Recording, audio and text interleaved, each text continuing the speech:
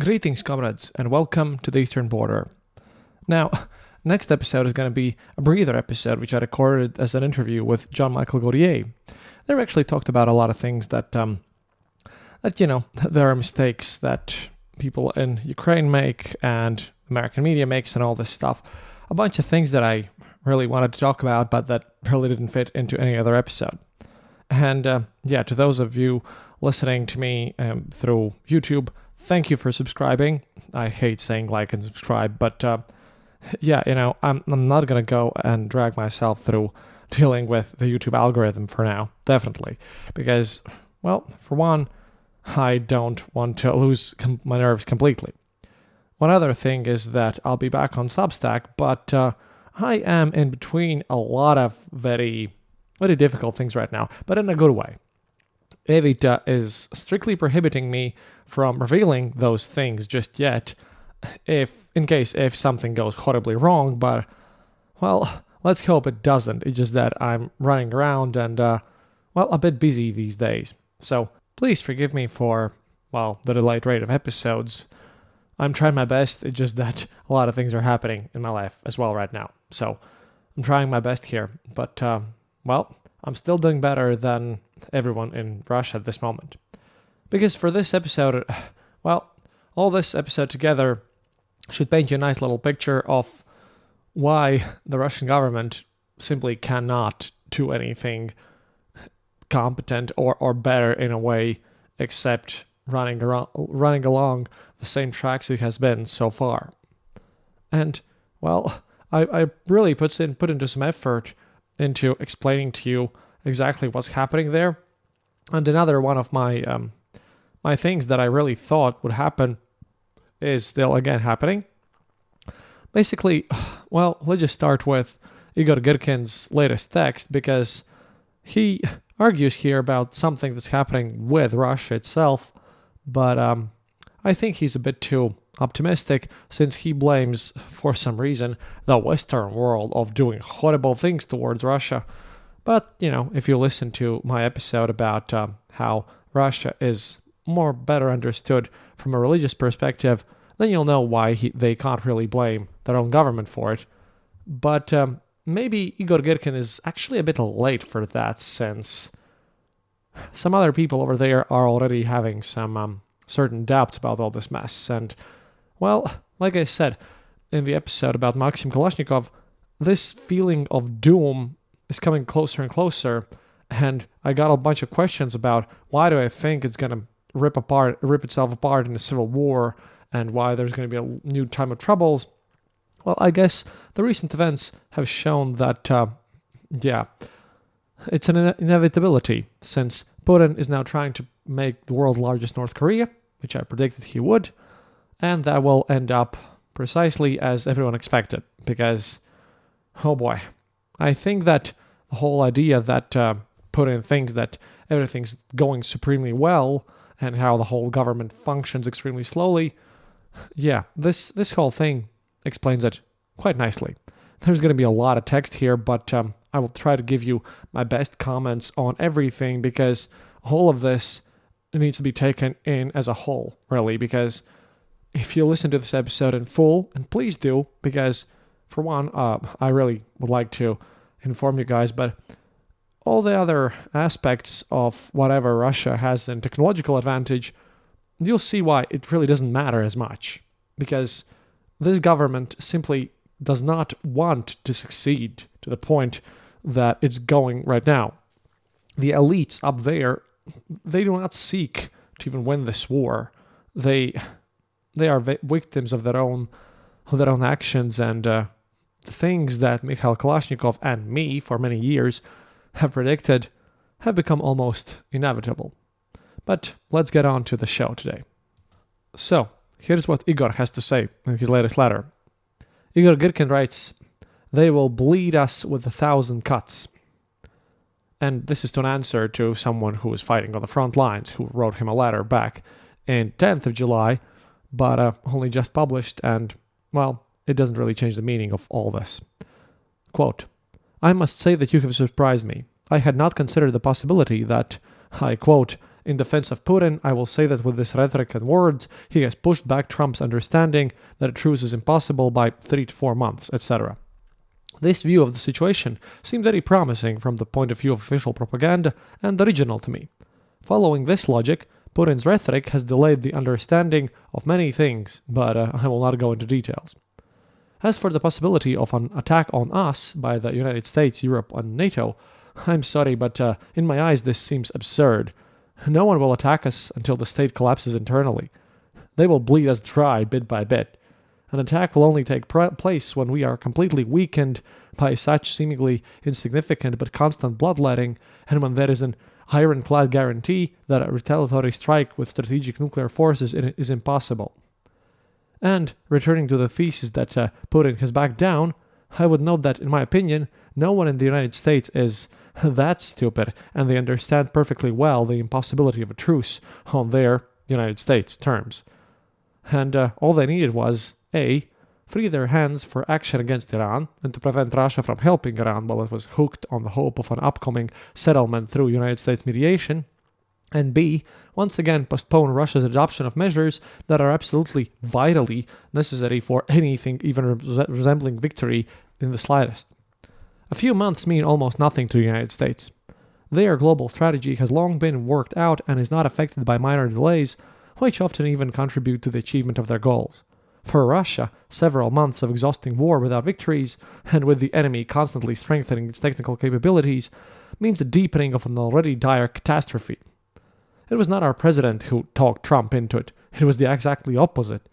Trump fed Russia reasons for further indecision. So sweet to some people's hearts. I don't know if it will be possible to make up for these 6 months, actually much more, about a year already, of waiting for a miracle from Donald Trump, especially since decisive steps towards victory are not even visible under a microscope at this point. With respect, Igor Girkin. And now, well, let's talk about what Girkin gets quite wrong here. You see, this presumes, at least on the part of Girkin, which he doesn't tell because he's in prison, some sort of activity on Russia's part in the sense that they had a plan dealing with this stuff. Well, they really didn't, and, well, I understand why Girkin is proposing this as some sort of a plan in the side of Trump, but I'd rather say that Trump's, well, incompetency and rash character is actually more confusing and dealing more harm with Kremlin than could be possible. At least, I have to say something good here.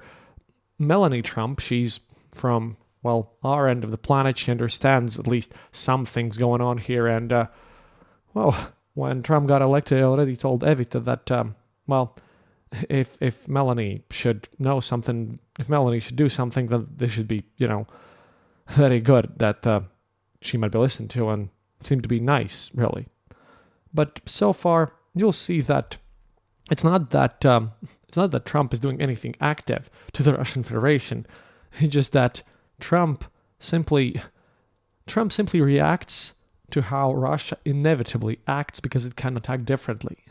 Putin is squeezed into this situation where any deal with Trump would be a political suicide and would anger insane amounts of people because of his reputation and, propaganda materials.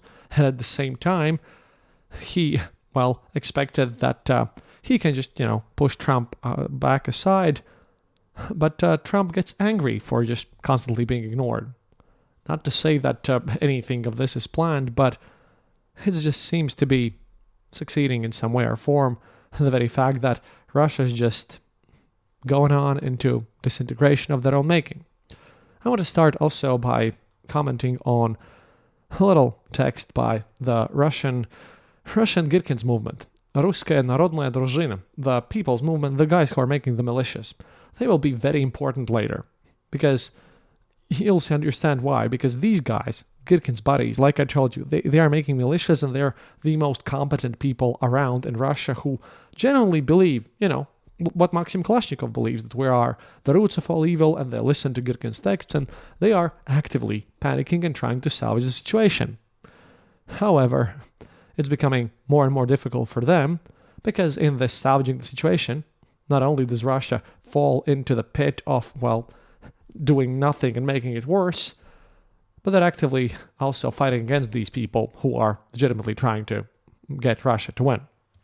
And in this text, they also brilliantly show that, Kiev is now doing something very successful to just deepen all these wounds. Because, well, unlike Trump, they are planning on this situation and they are very well using this mess. So this is a recent text by this Russian Girkins movement, this Club of Angry Patriots or People's Militias of Russia. And they read the following, quote, Kiev seems to be succeeding in paralyzing transport links in the European part of Russia. The air traffic chaos is spreading. In the last 3 days alone, Moscow's airports, which handle most of Russia's air traffic, have been shut down 23 times. As of this morning, 75 flights have been cancelled and 140 delayed at the Sheremetyevo airport in Moscow, while 17 flights have been cancelled and delayed at Vnukovo airport. A half-liter bottle of water in Vnukovo costs 455 rubles, which is insanely larger amount than it would normally be. That's about 4.5 euros, which is ridiculous by Russian standards. And there they're right. A new stage of the war is beginning, linked to Ukraine's consistent unanswered terror against Russian civilians and civilian infrastructure. Note, they're really not hurting civilians, but, let them think what they want. In addition to successfully destabilizing the Russian civil aviation system, the Ukrainian armed forces have moved on to targeted attacks against the railway infrastructure, tonight with a second strike in the Rostov region. This is compounded by the jamming of mobile internet and GPS navigation of most regions of the country, a shutdown that has been going on for months and is causing huge losses for the economy and the morale of Russians, which, by the way, is done by the Russian government itself, because more people are now looking at Telegram, and they're looking for weird materials of these people who are disappointed in Putin. In a way, they're digging their own grave, but I'll get to it. There has been no reaction whatsoever from the Russian authorities to this new challenge, except for strengthening air defenses, which has no effect on the problem. At least introducing compensation for airlines and opening some kind of adequate emergency service for stranded passengers could have had an impact, but even that has not happened, with Rosaviatsya refusing to discuss compensation. Do what you want, the authorities are washing their hands of it. The civil administration is paralyzed by fear of the security forces, from top to bottom, including the government's leadership.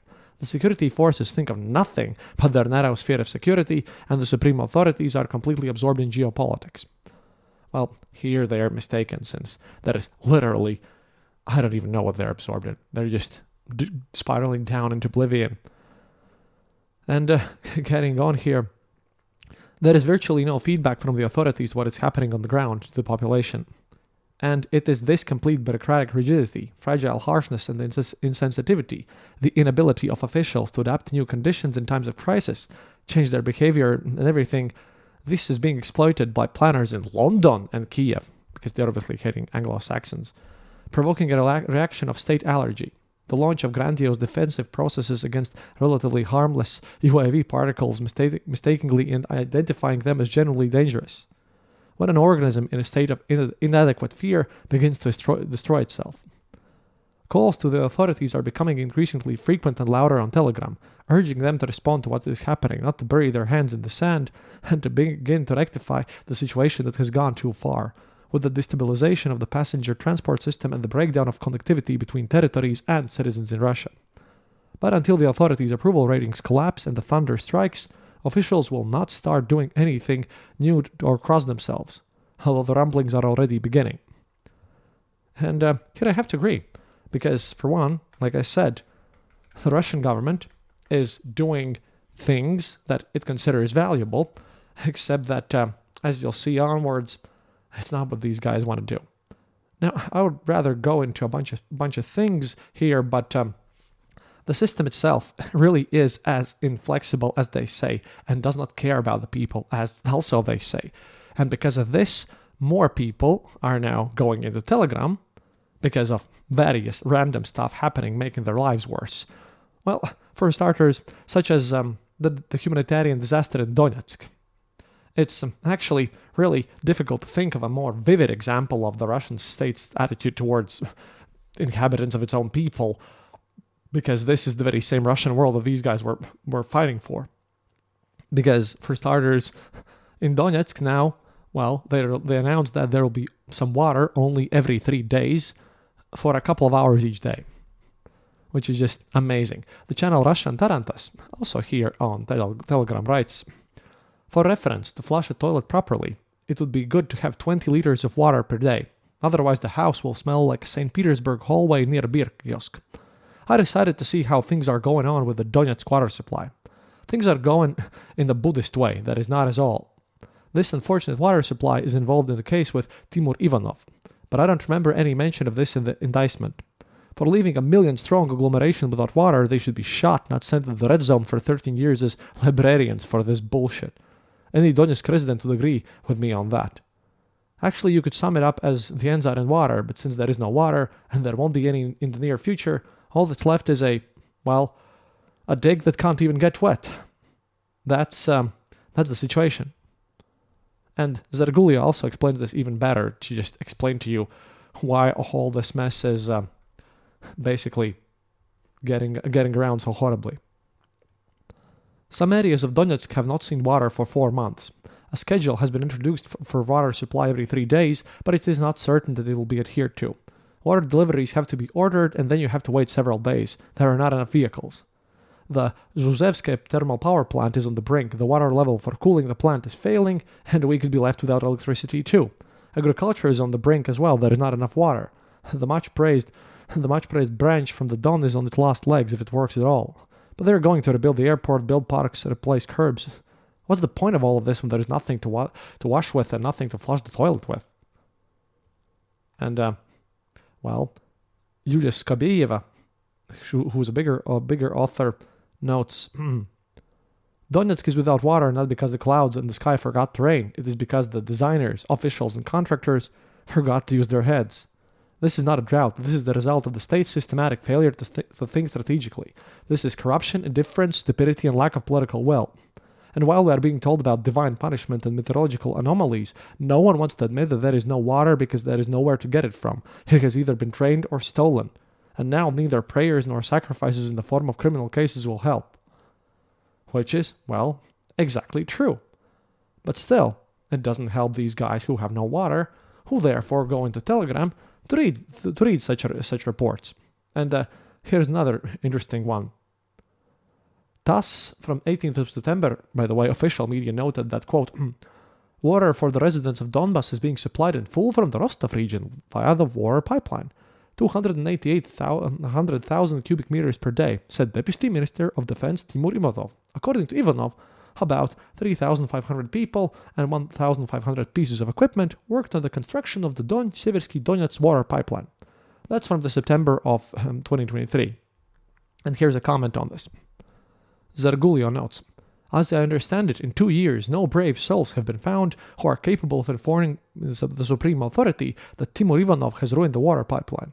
I wonder if, according to the reports, it is still supplying 300,000 cubic meters per day. This is how the federal media covers the lack of water in Donbas. Not at all. There is no problem. The reports at the top are also fine. All that's left to do for complete happiness is just to ban Telegram. And that is just a partial joke, because that's exactly what they want to do. And interestingly enough, not much really is going to change in this matter because, the Russian government, instead of doing anything about this whole situation, is, obviously doing the very typical things, really. See, Girkin's wife posted exactly what the government is doing, but these guys don't understand that it is specifically because they are reporting on all these bad disasters, because again, it's a feedback reaction. These guys who are these activists, important people, they're writing about the problems, they're blaming the government, they're showing that the government is maybe not doing all right, because the whole system of lies has gone insanely deep. But instead of fixing the corruption, which would take a lot of effort, and you would have to really root out everything in the system, what can these guys do? They can only bash on to these Telegram people, right? But the more the corruption goes on in this situation of high stress, the more fragile it gets, the more and more people will have to go to Telegram because nothing ever will be done. But there is an ingenious situation by the Russian government here. Again, posted by, no less, Girkin's wife. She writes, quote, The State Duma has now adopted very harsh anti-extremist amendments to the Code of Administrative Offenses, and they have even been passed now. They were pushed through secretly, hidden in a series of amendments to the activities of freight forwarders and called changes to the legislation on them. How much tougher could it get, you ask? Well, the lawmakers' imagination in this area is just crazy. Now you'll be punished for searching for and viewing banned content. It's hard to imagine how this will work in practice, whether they'll monitor personal computers and smartphones. But it's clear that the state's desire to find extremist sins in every citizen and thereby keep them under control knows no bounds. In recent years, so many things have been recognized as extremist materials, including simply things that are unpalatable to the authorities, that it would be better not to go online all at once the new law is passed. What are the Russians going to be fined? Under the new amendments. Searching and accessing known extremist materials, including the use of VPNs. For example, searching for illustrative materials for a historical article about World War II could cost you 5,000 rubles, which is about 50 euros, but again, in Russia, pretty much really huge at this moment. Simply opening a page with prohibited content will also become an administrative offense. VPNs will aggravate the situation. VPN services are essentially equated with crimes. Advertising them will cost citizens up to 80,000 rubles, officials up to 100,000 rubles, and legal entities up to 500,000 rubles. In general, according to the logic of legislators, it's better to stay away from watching Soldier of Life and Turkish series on television, protecting your fragile patriotic consciousness from any information not approved by officials. Otherwise, if you look at a dangerous picture, that's it, you're an extremist. For now, administratively. It's funny that these amendments are supposed to completely paralyze the work of the E-centers, which consists of searching the internet for extremist material, with further repressions. But I think the employees of the relevant structures will find a way out somehow. And people who are undesirable to the authorities will apparently collect fines for every visit to YouTube. This absurd law has no other purpose than to become an instrument of political pressure. And all I have to say is, well, no shit. This is, logically, if you've been following through, well, you guys are posting this incompetence, and previously this job was done by the liberals in Russia, the liberal opposition, the vatniks and everything else like that, right? But those guys are gone, and now these people, who actually would want to make Russia a better place, in a way, for them, under their own ideals, yeah, they are also going to be more and more put into this extremist list. It's not just me or someone from Ukraine. And I just find it funny that for some reason the whole Z community actually categorically does not want to end up in this gulag, which it actively helped to build. These Z channels are, surprise, surprise, strongly opposed to the ban on searching for extremist information proposed by the State Duma, now adopted as well. Since, this is how they all can go into this weird prison situation. Here are some comments here. Roman Alyokhin noted, in other words, they're proposing to completely trample on Article 29 of the Russian Constitution, which has already been trampled on. Also note here that, yes, Constitution is gone, and Russia is just trying to eliminate these guys because they're making it look bad. Because reports upstairs to Putin all look nice, and, we can't really change that. But carrying on. Essentially, we're talking about banning freedom of thought while severely restricting freedom of speech. Guess what? This has been going on all the time. Do you understand that this is simply unreasonable and harmful to both society and the state? And besides, it puts us in a position where we will be ridiculed, and rightly so, because banning freedom of thought is copying Orwell, and that is ridiculous. I hope that common sense will prevail over this bill. Dear Roman Alyokhin, I have to say that this is exactly what you have been fighting for, and this is the common sense of Russia. It cannot do otherwise. But at least some notice happening in their heads that maybe the Tsar is somewhat bad. But however, this whole insanity is still pretty much going on quite crazily. But there are other texts, like one from Desherga Rusic, the guys who will be the first ones on the extremist things. When the madness grew stronger, soon people will be imprisoned for mentioning certain materials and giving the transfer of suspects from pre-trial detention centers to the FSB. The ground is being prepared for a new gulag. Well, yes, indeed. And not like, again, you might have been noticing this, but you can't get a greater Russia, which is what they hope to achieve, I presume. They want to conquer Ukraine, make everything go in order, then on the wave of this patriotic thing, fix everything inside of Russia. But Putin actively does not want them to fix anything, even in their own image, even if they think that, this glorious new Russia will come, because these people for a long time already think that, Russia really doesn't want to do anything about it. And here are even more dangerous statements about this by reporter Filatov. Quote, "We will come to a point where the internet as such will cease to make sense as a means of obtaining information. We will have to look for other ways of obtaining alternative information, perhaps even extremist information. After all, reading does not mean agreeing and supporting. But let's talk about the stability of the system. There was a scandal recently when some very primitive but busty woman posted her flights on military planes, revealing the routes of the secret aircraft. Look, she was sent on a military plane by someone who's clearly higher than me, a mere journalist, someone who is part of the vertical power structure. He makes decisions. It is up to him whether the wounded will be evacuated from the special military operations zone on time, whether the supplies will be delivered to the front on time. But he also needs to take his slot to Rostov, so he allocates a plane. And this is probably a man with an outstanding IQ, since he has risen to a high position and gained great power. And this man, who is undoubtedly very intelligent, gifted and brilliant, will determine what is extremism and what is not extremism. The current elite don't have the time to read books. Read the attempts of today's elite. It's all bullshit. They prefer to drive expensive cars, fuck primitive chicks like this, leak state secrets to sluts like this. And these people will restrict the interests of those seeking the truth? Who are the prohibitionists? The ones who pissed on the Dallas Doctrine?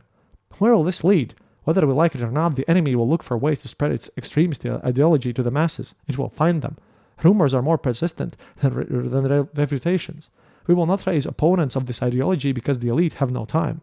They are busy with sluts. So banning is all well and good, but who will head our counterintelligence? These morons. This is idiocy. And the big problem is that these guys report on the bad stuff. The government cracks down on them. But this leads to more people, because nothing is getting better in Russia, so more and more people read this, and then more and more people will get into private problems. So it's going to get less and less stable, the whole situation in the country, as a result. Because at this point, this government, cracking down on these people, again, is the only thing this government can do. And this has reached to the point because, normally the propagandists would be stabilizing the situation and saying that it's just a few radicals, but it's gone a bit too far because Donetsk has no water. There are catastrophes all over the place. People cannot get into the airplanes. So what do? They sit on their phones and read Telegram channels of these very people. And again, it's funny, but the activities of the State Duma are already annoying even the most loyal propagandists on the payroll, which is just, silly, because I'm talking about Yulia Vityazeva, whom I despise personally, but even she writes, quote, "The State Duma Committee on Information Policy, Information Technology and Communications has recommended adopting amendments obliging owners of social networks and audiovisual services to block access to works that discredit traditional Russian spiritual and moral values. It seems that we were wrong to throw away tons of CDs and videotapes back in the day. And yes, there are no other problems in the country. None whatsoever. So let's continue to fight for morality through bans. I think we can't limit ourselves to just films. We need to do something about books too. Madame Bovary, Lady Chatterley's Lover, The Lady of the Camellias, almost all of Oscar Wilde, Tolstoy's Anna Karenina, at least half of Dostoevsky, Bunyan with his dark alleys and light breath. In general, anything with even the slightest hint of martial infidelity, divorce, kissing before marriage, and other debauchery should be banned. Leave only Kobolyok and Kashtank. And, most importantly, add The Tale of the Priest and His Worker Balda to the list of extremist materials. Urgently. This is also discrediting values. Spiritual values. It's just insane. So, this goes on to the point where, they are complaining about government doing bullshit, but, it's a self-serving prophecy. And there's a lot of complaints about this whole mess. But before we get to all this situation, I'd like to thank everyone who's supporting the show on Patreon, patreon.com/theeasternborder, or Fourth Wall, where you can get by going to our website, theeasternborder.lv, and there on the pinned post up there, you'll find the link to our merch store, where you can either become like a monthly member there, or you can buy some cool merch, including the Club of Angry Patriots one. All profits from those go straight to Ukraine. Or, you can just help out in many other ways. In short, you can just Gmail me at theeasternborder@gmail.com if you want to help. I'll be greatly, greatly happy if you do, if you have any questions, because I'm super, super tired from all of this situation, but at least I hope to show you today, and I'm sorry for, again, the large amount of quotes, it's just that here really I have to show you the examples of why the death spiral has finally started going down, because this was the critical point. Like I mentioned previously, this was the critical mass where it's not about the troubles that are going on in Russia. It's not like they're going to collapse at once, all at one point, but they're getting there, and it's not because people are not going to get paid for any reason whatsoever. It's just that in more and more places throughout Russia, for various reasons, this whole war is going to start impact everyone negatively. And then they're going to go into Telegram, because that's what they use all the time, or just feel personally that oppressive machine. And then these people who are now seeing how, horrible everything is, as per Maxim Kalashnikov last time and me, they, by trying to make it more stable, by yelling at the government, because they really know that there's no one else to blame. They can blame foreign agents, but this has gone past the point where any blame of that could be done. Well, these people will get more and more radicalized, and by their attempts of cracking down on these people who speak about these problems, the Russian government is just digging its own grave, and this part could go really quickly. For starters, Pavel Gubarev's own brother. Pavel Gubarev was, again, the people's governor of the Donetsk People's Republic, who was out there while starting this whole mess. His brother was not allowed entry into Donetsk, even though he was fighting there. But that's just part of this stuff. The whole mess of Sheremetyevo, where people can't get in these territories, they're just happening there. But if you want more news like this one, please do consider supporting the show. We're doing a lot, but we wouldn't be here without your help. But getting on, let me just show you the whole desperation about this whole situation. For example, formerly the biggest Little Red Riding Hood, a famous actress, and now apparently a warrior princess, actress Yana Popolyavskaya, is actually also dissatisfied with the presidential administration, who pretend that there is no war. And she's very well known, and this has really pushed on to masses this way, because everyone knows this. Quote, "They're attacking all of Russia. All of Russia is on fire and embroiled in a war. But the clever people in the administration, whom the president trusts to run the country, are trying to keep a straight face. They still cannot understand, after 3.5 years of war, that it's impossible to fight on one side and dance and change curbs on the other, handing out tens of millions of budget funds to patriotic singers. When peaceful citizens are killed or wounded every day by enemy attacks, not only in the combat zone but also deep in the rear, they are trying for some reason to portray a holiday on our streets. I understand everything. No one needs to panic, but there is no need for panic. We just need to explain to citizens from all sources, television, radio, the internet, text messages, even their sacred and sovereign messenger, Max, which really is the one which they hope that will praise Telegram with, which will never happen because, stupidity of Russia. But basically, she's now trying to tell people there's a war going on.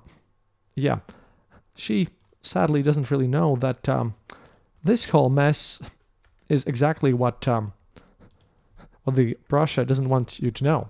Well, the average Russian citizen. And now we get to the Russian people's militia once again, because these are the important guys. These guys are the ones who are forming these groups.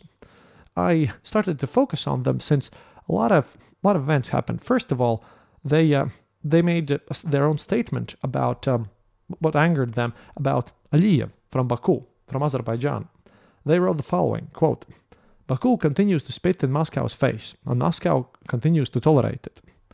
Kremlin official statement by TASS. "If Azerbaijan takes Russia to court, we will wait for the verdict. A difficult period has begun in relationships. We hope everything will work out. We're only pursuing those Azerbaijanis who have broken the law. It is important to us that the Russians are respected in Azerbaijan." And here they had a comment. "The facts are simple. The Azerbaijan has been working to break away from Russia for decades under Turkey's protection. Today, Baku is being photographed with Ukrainian soldiers and their insignia. Azerbaijan has no fear of Moscow, and it won't as long as we respond with, 'Let's wait for the official verdict.' Why is this possible? because Moscow is once again demonstrating weakness, not strength, not a response, but puppet-like tolerance under the guise of diplomacy. They shit on us and we tolerate it. They increase the pressure, we tolerate it again. This will continue until the approach itself ends. We hope this will pass. Military corner calls spade a spade. Russians will not be respected in Azerbaijan. The weak are not respected anywhere. Our strength is respected there. Only strength is respected there. This is the law of geopolitics, the law of the East, the law of time. As long as Moscow hesitates, grovels, and apologizes, things will only get worse. And the further we go, the more arrogant Baku will become. Systemic errors of the authorities. Peskov does not express the opinion of the people. Peskov expresses the psychology of the 1990s elite. The psychology of let's not escalate things. The psychology of friendship is more important than honor. As long as such people comment on foreign policy, we will be spat on, tested, and beaten. They do not understand how the East, the Caucasus, and Asia work. Their weakness is not respected. Their whip and iron are respected. Until Russia remembers itself as a great power, we will be humiliated. As long as we tolerate it, we will be oppressed. As long as clowns speak for us with phrases like, let's not escalate, we will be bypassed, despised, and used. Note, these guys, these guys seem like the prime revolutionary guys to do troubles inside of Russia after all. And, let me just tell you what these guys are saying, because the more troubling things are, the less Moscow does. Like I told you.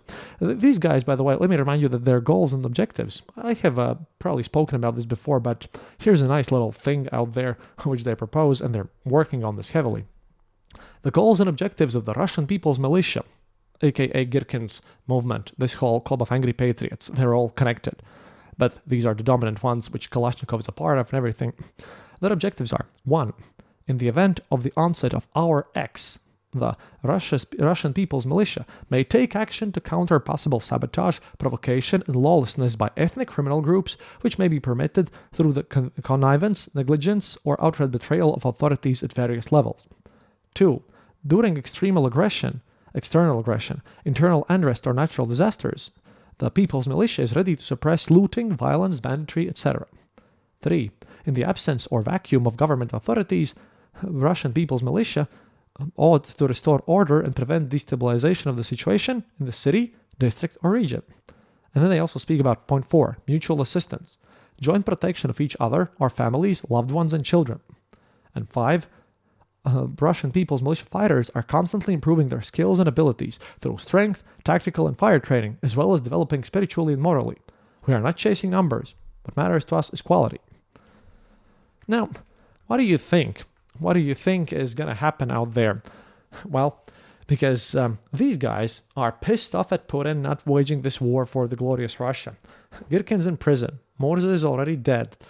Now, Pavel Gubarev is also just failed. All these people are more and more depressed because of the incompetence. And, the Russian government hopes to push everything aside because they can't do otherwise yet again. And about extremist material. Well, what a surprise to absolutely nobody when, I'll just quote Maxim Kalashnikov here. In the, quote, in the Troitsky district of the Chelyabinsk region, the Russian community has been recognized as extremist. He's talking about the very previous Russian People's Movement. These news came out on the same day when we found out that looking up extremist material online will be now punished. And Maxim Kalashnikov notes, I cannot recall a case when the same was done in relation to the Association of Immigrants or non-Russian organizations. It's understandable, the logic of the ruling law materials. Bureaucracy is to keep the supposedly state-forming people in a state of dispersion and atomization, so that it's easier to boss them around. This does not apply to immigrant communities at all. They are so grateful and so pleasant to deal with. The current elite has rejected Lenin's legacy in everything except one thing.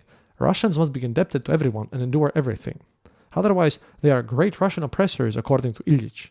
That is why such actions push Russians towards informal associations. And he's true here. The more and more Russians are being pushed towards such organizations, but they'll just get more and more banned. But here's another comment on the same day by the very same Russian People's Union. They wrote, quote, our highly reliable insider information about the imminent ban of the Russian community is finding more and more confirmation. After the organization was recognized as extremist at the local level in the Chelyabinsk region, the pressure has only intensified. According to our information, Aptiyalodinov has joined the lobbying for a complete ban, exerting additional influence on federal and regional authorities amid the escalating conflict with Dvinich. Sources among officials note that a number of ethnic oligarchs have agreed to ensure that the organization is officially banned throughout Russia as early as July. That is the end of July, that is. This will only be the first stage. Large-scale administrative pressure on nationalistic and patriotic structures is just the beginning, and the initiative against the Russian militia community will serve as a signal for the crackdown on other movements considered a threat to interethnic stability. And here they're completely true.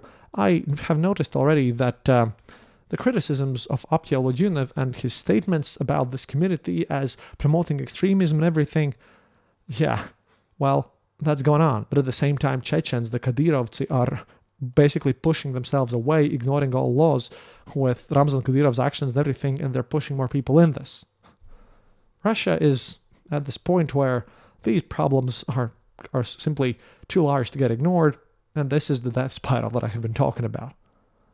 That is why, Ukraine has finally found out that by, for example, making everything worse economically, they really just have to retreat long enough for these whole masses of people to just explode on their own. And here are some interesting texts which will explain to you why this whole thing actually matters and why this is being done. Because I could have gone on a lot of explanation myself, but there are some interesting, really great Russian vatnik texts on their own, because once again, if I explain these things like, I had been doing with whatever Maxim Kalashnikov said, with how Russia is going to tear itself apart and why there's going to be a lot of civil unrest there, I've heard a lot of people arguing that it's just my bias and what are my arguments. Well, let's just look at what vatniks themselves have to say, these guys who want to win. Well, and as they're doing this, they are also forcing Russia to crack down on them, and I highly doubt that these people's militias, that they'll be very happy with what's going on, because that just opens the path of Chechens, really. Because the Chechen guys are pushing towards this whole banning of these Russian people's militias, because these guys are the only ones really disturbing them from just splitting off from Putin's Russia as soon as Putin leaves office, because only these guys generally would care about this. So Chechens are trying to put all of these guys in prison so that they could just split away, but they don't care about what happens with the rest of Russia if they do. These guys know, because if Chechnya goes away, that it cracks Putin's authority completely, and then the whole time of troubles plops in, further increased by Putin's incompetence. It's just crazy. Because, as far as I can get it, Aptiyalodinov wants to split apart from Russia, take down Kadyrov and his family, build up a real autonomous Chechnya, and utterly disregard everything because, Russian army? What Russian army? What will they do to stop them? They are too bled out. And if they're going to get involved into some other mess, then, hey, who knows what's going to happen. These guys, these militias, which they want to get banned, is the only obstacle for their part. And they couldn't care less what happens with the rest of Russia. These other people on the side of, Russian people's militia and all this stuff, they want to stop this from happening because Chechnya breaking away would cause another wave of collapses, and it would just utterly crack any legitimacy that, Moscow still has, and that would also serve as a total breakdown against all of this situation. It just doesn't seem that Putin really understands anything because of all the reports going on the front lines, which is our risks, and by their focusing on these whole separatists and everything going on among the Chechens. The ethnic tensions are possible because of the systemic idiocy, and also, because of the sheer built-in systemic values that the Russian government has. But let me just get on with this, because veteran of Storm Z units, Daniel Tulyanenkov, explains why, for example, why there will be no new mobilization and why the sluggish special military operation will continue, and why Putin really simply cannot mobilize more troops. So at the end, we'll be left with Chechens and these guys who hate each other, really hate each other, and pretty much, everyone who was capable in the Russian army pretty much being dead. And yeah, I know that currently we're looking at, oh no, they're building new military bases next to Finland. Well, next to Finland, basically, yeah. But I have to say that they're doing that. I would be happy about this because, yeah, they're building new military bases there. They also have no air defenses there, and they can't mobilize more people. They're already lacking people on the front lines. And I would take the fact that they're building these military bases because Putin thinks everything's doing fine because of this systemic lying in the system, which tells Putin that everything is fine. And if Putin thinks everything is fine, then these guys must be up to something because they are constantly complaining and more people are complaining about some stuff. They must be lying about this issue. So yeah, Putin is building this whole base in Finland next to it for, I don't know, whatever reason. A lot of people worry that he's going to mobilize something and everything, but he thinks stuff is going well. Not like the buildings over there are going to help anything going on, which is a way how I would like to calm you down. I would say that that's a sign of Putin's regime just falling a victim to its own devices, really. But let's get to the explanation of why there will be no mobilization and everything, and why the fact that they're building some sort of military base next to Finland really doesn't matter at all, because they're gonna arm it by whom? By Chechens, who literally will want to split away on their own or take power, or at least try to. Because, yeah, maybe they want to take power in Russia as a whole, and then these militias are going to do things. Basically, it's got to go and be a mess, because currently, yeah, the idea that Russia was going to fill up this with mass mobilization is just ridiculous. Quote, "What the authorities understand very well and extremely clearly is that the average Russian is quite loyal and even, like a football fan, quite sympathetic to the special military operation, as long as it's somewhere out there and is being fought by drunks for 200 rubles. Which is exactly true, really. And this is the only way to maintain the obedience, loyalty, and sympathy of the population in the postmodern era, in a consumer society. This is even taking into account the fifth column, hissing at its corners in the way of sabotage and terrorism at the level of the sluggish civil war. And that is why the government will not resort to any mobilization efforts. Putin knows that his people well, their red lines and the limits beyond which they can be pushed. He has staked his rule on giving the people a high standard of living in history, and he will never radically change his policy because of the threat of losing control. Therefore, the special operation regime is the only option, although it's not endless. A mobilization regime is deadly dangerous for the entire coordinate system of modern Russia, simply because of the irreversible mental and value changes in society.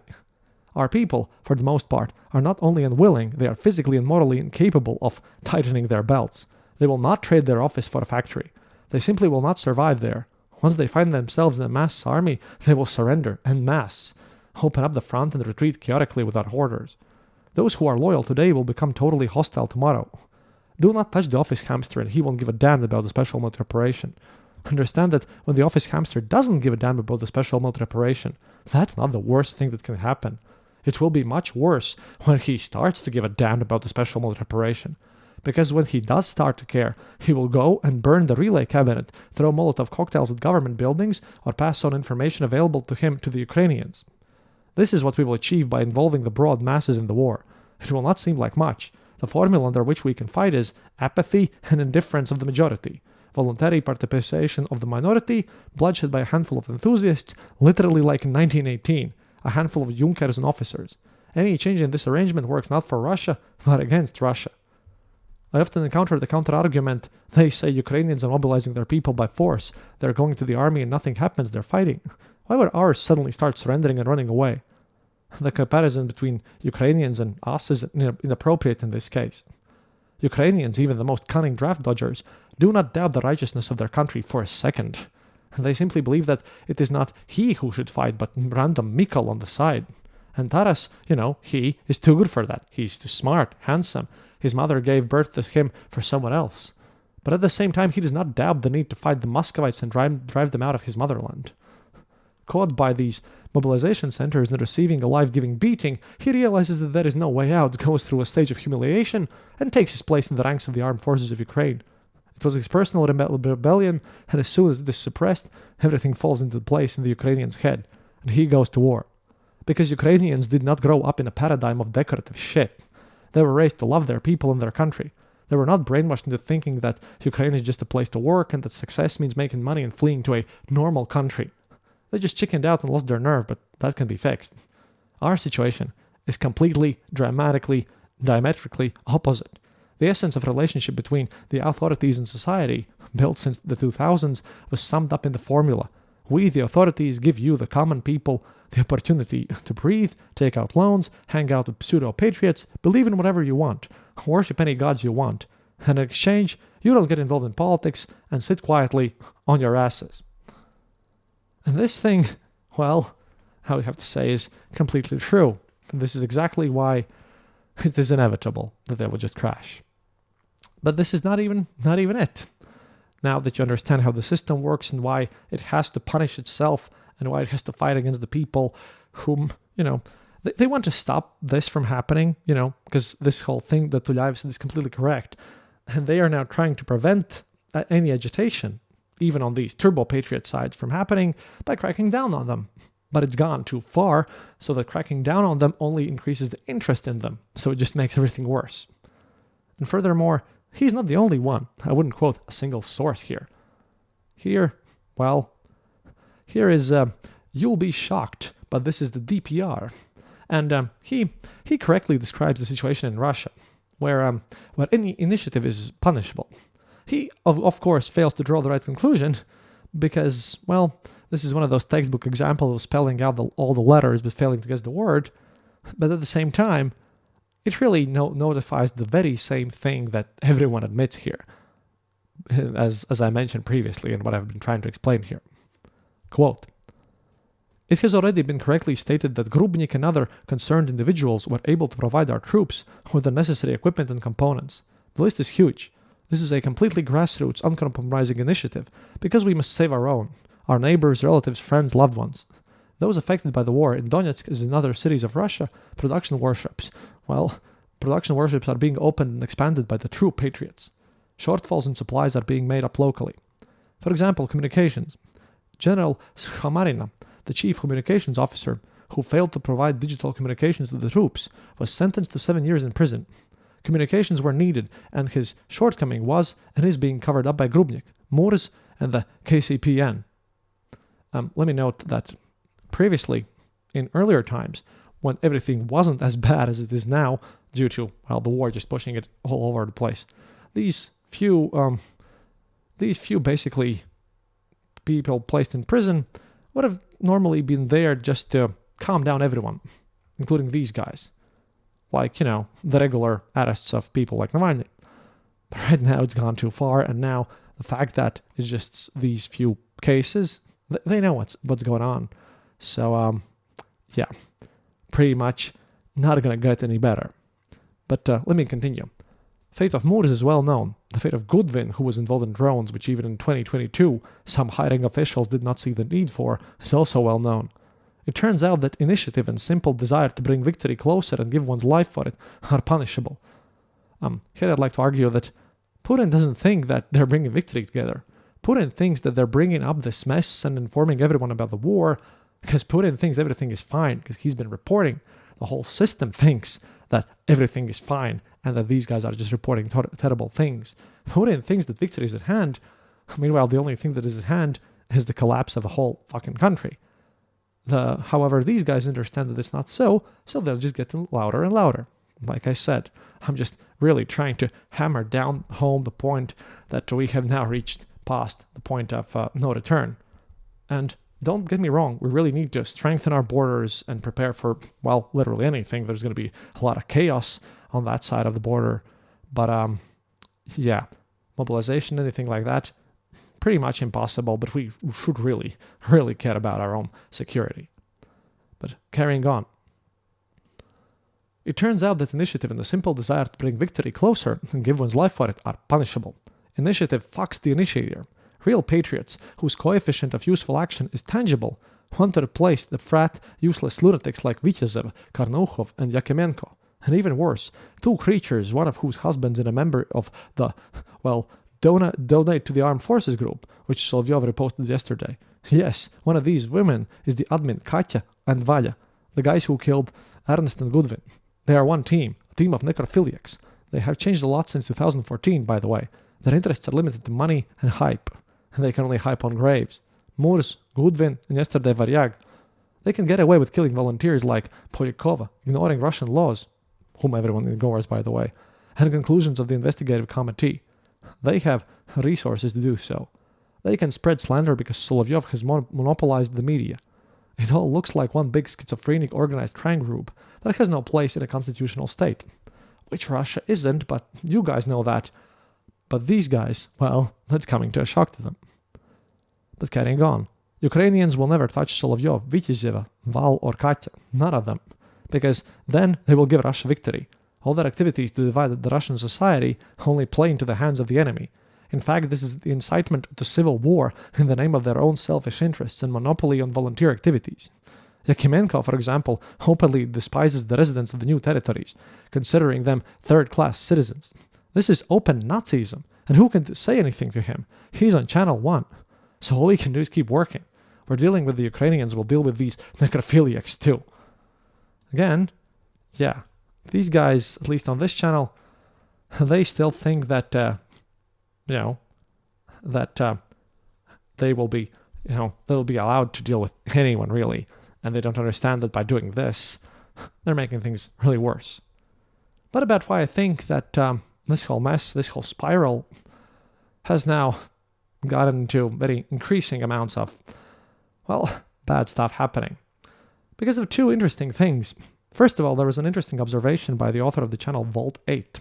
Yeah, that, the guy that uses Fallout nicknames as his own stuff. And he wrote, quote, my friend and subscriber, back when YouTube was still being discussed, quote, when YouTube's blocking was still being discussed, that is. My friend said this, we went to war from a very free country, as I now understand, where we could personally choose between domestic and foreign products. We went to fight to preserve these freedoms. And we'll go back to North Korea where nothing is allowed, where people march in formation, where citizens are burdened with increased taxes and hysterically persecuted for dissent. And our only ally in the whole world is Kim.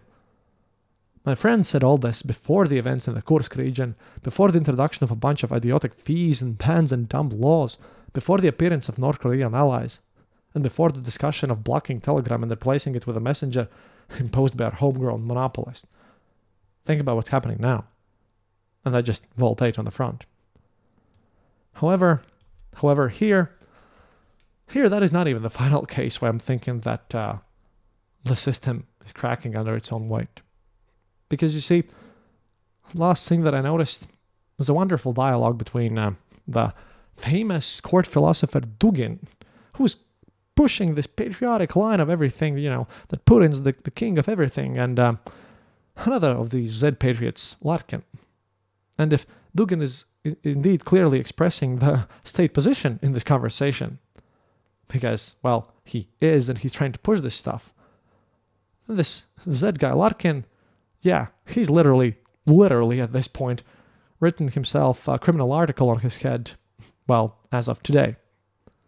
Because on Dugin's channel, he posted, quote, tomorrow the internet will be shut down, but do not worry about this. Only Russia will remain. Go and fight for the motherland. And that is Dugin. But Z Patriot Larkin, who's also a part of this militia here, he wrote, and in his own twisted mind, he of course argues about Ukraine, but still, the thought is there. The thing is, no one gives a damn about fighting for Russia without the internet. People don't need a country where they can't live. If you can't be yourself in this space, then this space is not your homeland. We are fighting so that Ukrainians don't occupy us and dare not forbid us to be ourselves. If someone does the same, they take the place of Ukrainians with all the consequences that follow. This should be understood by people who really need to understand this. And that is pure and simple hardcore extremism in this whole mess. So yeah, like I said in Kalashnikov's episode, the system is broken and it cannot be fixed simply because the system's pushing itself on. The system is pretending that everything is fine, but it's up to the point where cracks in reality are so deep that now people are pushed into this whole Telegram mess. People are being made to care, and when people are being made to care, well then it doesn't really end up well for Russia now, does it? Putin tried to solve this whole idea because, he tried partial mobilization and that ended up with people leaving the country, a bunch of chaos and a mess, and no one needed that. Currently, this whole mess was delayed because he offered huge amounts of money for people serving in the army here, in the Russian army, and participating in this. So in the Russian minds, that was something understandable, for money, for doing something that is, okay. It's their own fault, they're getting paid for this, and if they want to sell their lives for money, then that's fine. This is how Putin tried to, at least Putin's system, when I speak about Putin here, personally, he thinks everything is totally fine, but this is how the system tried to prevent the same effects that, happened in Afghanistan after they ran out of poor Buryats, after all. But at one point, this is getting worse and worse, and they're now worrying about the whole ethnic tension stuff. And as soon as they understood that they're pretty much run out of these people who would like to join for this matter, since a lot of regions have already cut down on this stuff, well, they can't use paying more and more money to get more and more soldiers out. They cannot mobilize for the reasons that, you heard previously. And now, they have to do something else to keep the peace if they have to, figure something out here. Because, right now, the only thing they can do is, like I said, crack down on these vatniks. And that's going to push them further and further, because Abtiolodinov is now telling them that they're the cause of all this issue. Because, Ramzan Kadyrov is crazy and very evil, but Abtiolodinov, he might be doing things a bit differently. After all, remember that they're not really on the front lines that much, are they? And they have their own exchange funds, and they're the Zagrady and actual Chechens are way less involved in the fighting.